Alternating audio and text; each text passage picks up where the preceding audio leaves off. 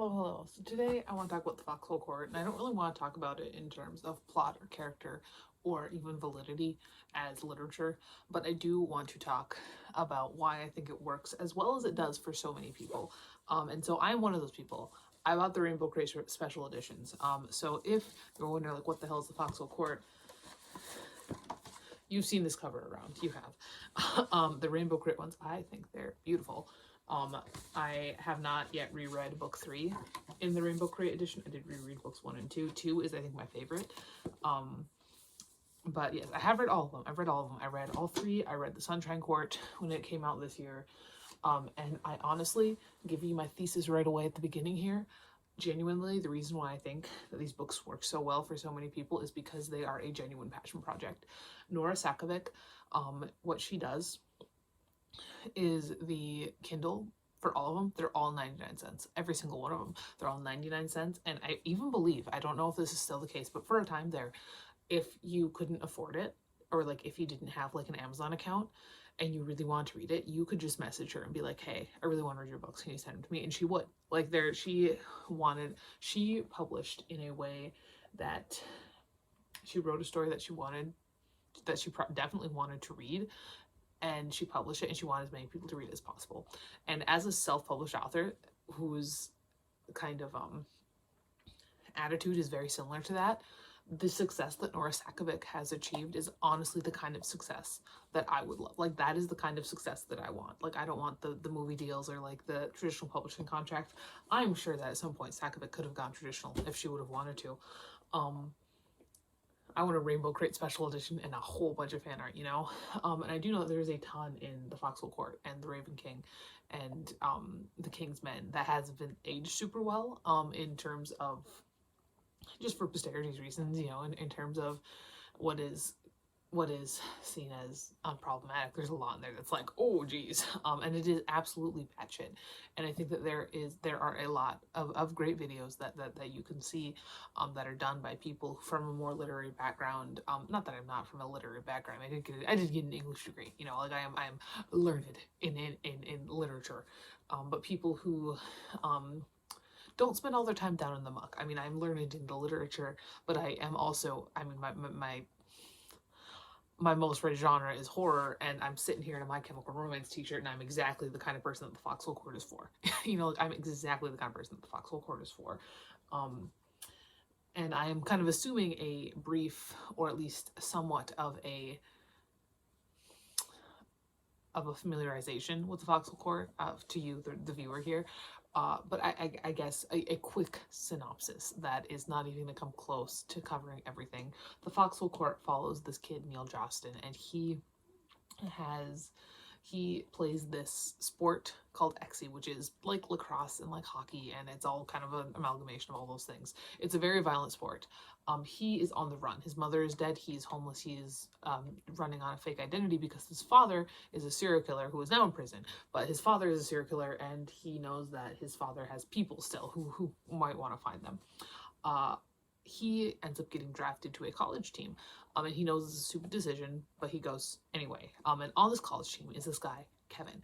And Kevin is he kind of like the prince of Exy. He trained with this very intense Exy team for a time, the Ravens, and they're basically a cult. But then he broke his hand and he came to coach the team that Neil goes on, the Foxes, and the Foxes are very much the underdog situation here. They're very much the underdog. Exy is also a front for the Japanese mafia, and there's more serial killers, and then there's also this very, very sketchy mental health situation representation talking about the Minier twins, and there is just consistently a lot going on. I think that's really fun. I think that's very fun. I think that what Sakovic did was she just threw everything that she loved and everything that she thought was really fun into a book, and that's what she did. That's how she decided that this is the book she was going to write. I don't know how old she was when she wrote the Foxhole Court. To me, and not in a derogatory way, just the plots and the ideas feel like they were ruminating when she was a teenager, and she maybe wrote them when she was in her 20s, early 20s. The Sunshine Court came out this year. It came out in early 2024. I got it on Kindle and I read it on Kindle because I was in a book buying ban that I honestly, I kind of want to buy a copy of it before 2025 and my new ban starts. But I don't know. I don't know. Maybe I will. But the thing is, like, now I have these nice editions. I'm like, I want a nice copy of the Sunshine Court. Like, I don't want a paperback of the Sunshine Court. The Sunshine Court has a different feel to it. There are a lot of similarities. I mean, obviously we've got, you know, the same characters, the same situations, but it is a little bit more mature. And it follows Jean, who was kind of a semi-villain in the first book. That's honestly, though, one of my favorite tropes, is a character who is on the villain side but is more of a victim than anything, and that's Jean.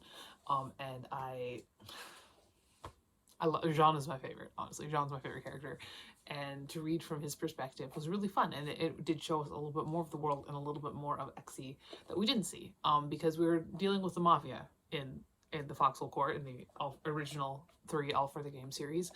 But no, it was very fun, and I do think that it does just come down to passion. Nora Sakovic is very passionate about this project. She really likes it. She wrote something she wanted to read, and then she wanted to make it available for everybody to read. And that's what I think did it. Honestly, that is what did it. That's what made it so popular. And it's not poorly written. It's fun. It's very fun.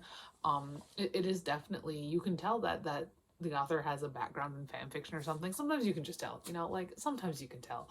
And I'm not saying that derogatorily, because I also have a background in fan fiction, and I am also an author, and I'm sure you can tell with my books too. To me, Sakovic is, I have so much respect for Sakovic as an author, as a self-published author, as a literary icon in her own right. And that's that. Like I said, this is just very short, little quick, like, why do I think it works so well? And that's why I think it works so well. She has made so much money off the Foxhole Court. I mean, like, and these Rainbow creations are gorgeous.